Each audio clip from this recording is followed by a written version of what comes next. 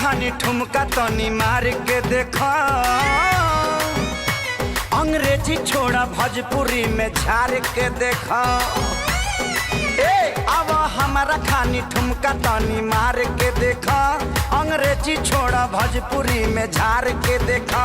तोहरा लागत होई भोले ना छिछोरा होई। तू लंदन के लड़की हो तो हम छपरा के छोरा हई। तू लंदन के लड़की हो तो हम छपरा के छोरा हई।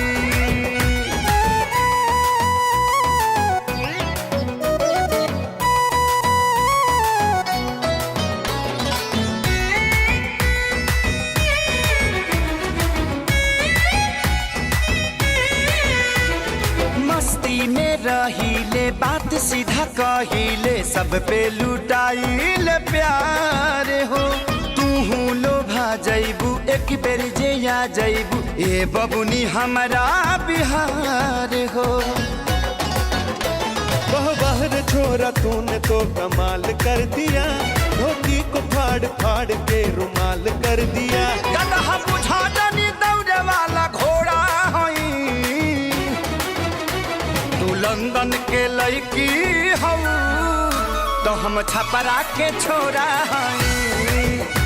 तू लंदन के लड़की हो तो छपरा के छोरा हई।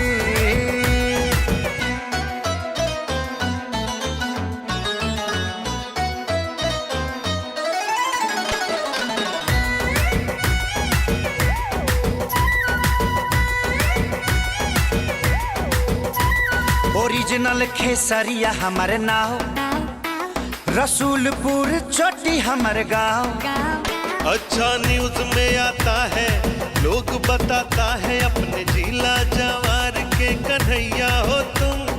ट्रेंडिंग में रहते हो, बाढ़ जैसे बहते हो, बहुत कमारियों के सैया हो तुम। हम सुई में समाए वाला डोरा हई। तू लंदन के लड़की हो तो हम छपरा के छोरा हई। तू लंदन के लड़की हो तो छपरा के छोरा